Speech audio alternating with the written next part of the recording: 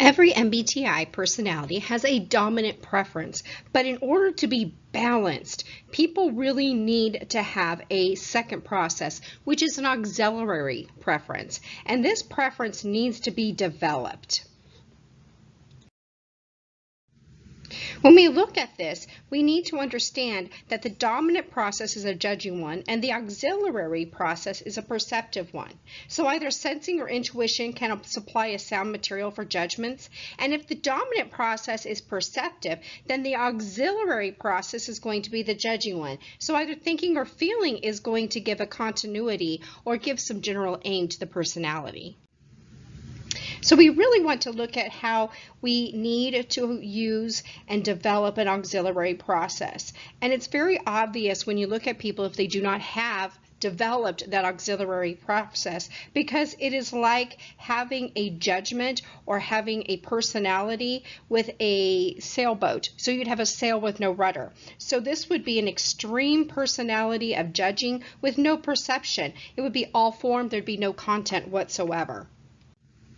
In addition to this, we want to see that the dominant process in its main field of activity and that the auxiliary process has a different responsibility. It's really going to carry that main burden of supplying an adequate balance. It's going to be a balance between an extroversion and an introversion, between the outer world and the inner world. So for every single type, extrovert or introverted, that dominant process is very deeply absorbed in the world, and it's what's going to become what interests them most, such as an absorption. So the world of their choice is not only what's most interesting to them, but it's also what's most important to them. It's where the person does their best work, they're going to function at their best, they're going to lay claim to things, and it's where almost all of their undivided attention is going to lie. So if the dominant process becomes deeply involved in less important matters, then the main business of life is going to suffer. So we need to see that the less important matters tend to be left to that auxiliary process. Let's look at the difference between the extroverts and the introverts. So for an extrovert, the dominant process is going to be involved with the outer world of people and things, and the auxiliary process is going to be part of that inner life. So without which these extroverts are going to be very extreme in extroversion, and their opinions of a better balanced associates are not going to be very balanced, and they're going to be very superficial.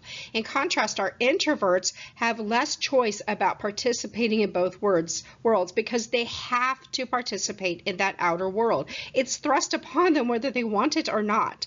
But their dominant process is in their inner world. It's their ideas and their thoughts. And their auxiliary process is going to be the outer lives. So the dominant process is going to say to that auxiliary process for the introverts, get out there and get to things that have to be done. You can't avoid it.